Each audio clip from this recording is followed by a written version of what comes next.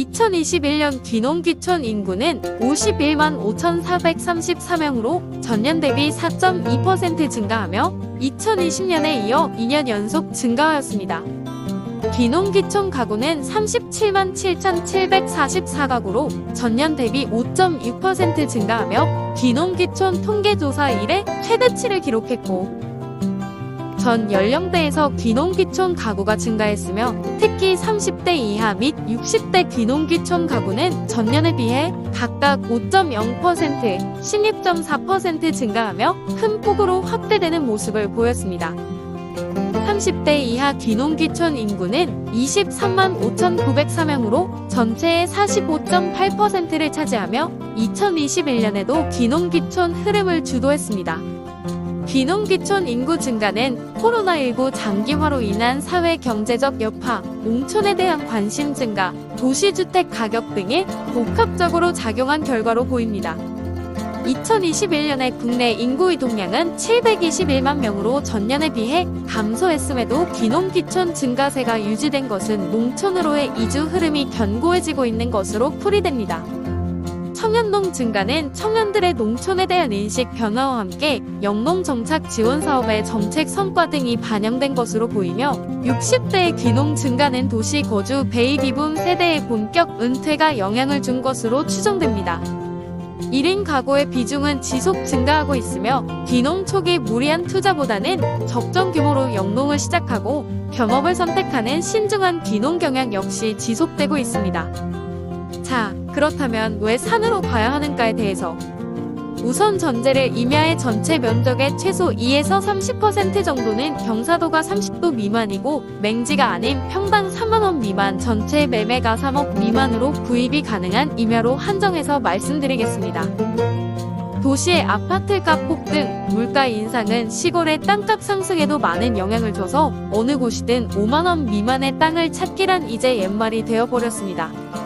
설령 5만원짜리 논이나 밭을 찾는다 하더라도 거기서 농사를 통해서 얻을 수 있는 소득이 투자비도 얻기 힘들 정도로 농산물 가격이 형성되기 힘든 게 현실입니다. 해마다 농사가 잘 될 수도 없고 어떤 농사가 됐든 최소 2에서 3년 이상 경험을 쌓아야만 정상적인 농작물을 생산할 수 있을 겁니다.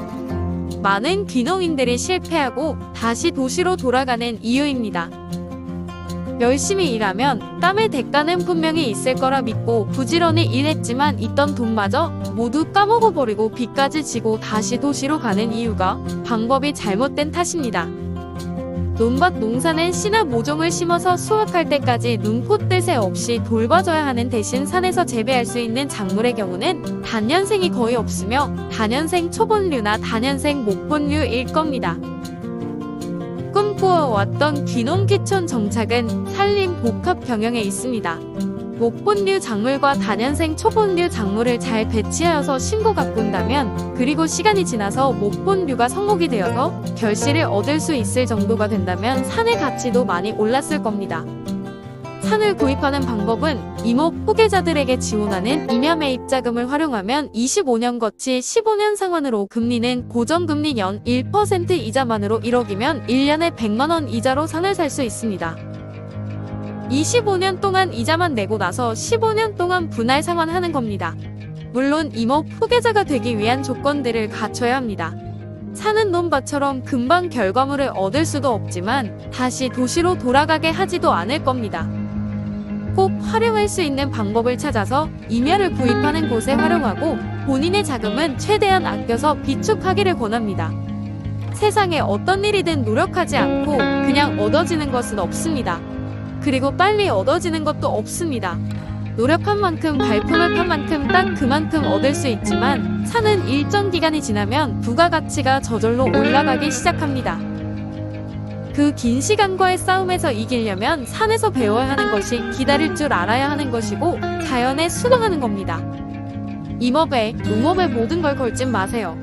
모든 걸 걸었다면 모든 걸 다 잃을 수 있으니까요. 임업을 시작하였다면 임업에 관련된 일을 찾아서 기본 생계는 유지할 수 있을 정도는 경제 활동을 하세요. 도시에서 어떻게 살았는지는 중요하지 않고 시골에서 어떻게 살아가야 할지가 중요하지요. 시골에서 경제활동을 할 수 있는 방법을 가급적 빨리 찾아야 산에서 일하며 기다릴 수 있습니다. 기다리면서 임업 분야의 정책 자금을 잘 활용해야 하며 급하다고 금방 순서가 오지 않고 급히 먹다 보면 체할 수 있으니 오히려 천천히 시간을 두고 생각하기를 바랍니다. 10년이면 강산이 변한다고 했습니다. 어떤 나무가 되었든 10년 이상을 관리하고 키웠다면 그 산은 이미 변했을 거고 10년 이후부터는 저절로 나무들이 일을 하며 자라게 됩니다. 사람으로 치자면 성인이 되는 셈이죠. 그때부터는 잘 자란 나무들이 버팀목이 되어서 묵묵히 곁을 지켜줄 거예요. 힘들 때, 더울 때 나무 밑에 가보면 더할 나위 없이 뿌듯하고 말 없이 영원히 당신 곁을 떠나지 않을 거고 더 이상 당신을 힘들게 하지도 않고요. 언제 덕 보려고 나무를 심냐? 자식 때나 자식 좋은 일 시키려고? 많은 사람들이 그런 말을 하죠. 남들이 하지 않은 일이기에 하는 사람들, 해내는 사람들은 부가가치를 창출하는 겁니다. 시간이 많이 걸린다고 다 포기할 때 강산이 변하게 하는 사람이 될 수 있다면 자식 좋은 일이라면 해볼 만한 일 아닙니까? 산에서 나무를 심고 가꾸며 기다린다는 것은 누구나 힘든 일입니다. 하지만 힘든 일을 선택하는 사람들이 여전히 있기에 우리 강산은 변해가고 많은 사람들이 쉬어갈 수 있는 좋은 곳들이 늘어가는 겁니다. 여러분들도 그 대열에 합류하기를 바라며 생각대로 귀농귀촌이 잘 정착하기를 바랍니다. 짧은 시간이라 많은 정보를 드리기에는 조금 미흡합니다. 시청해주셔서 감사합니다.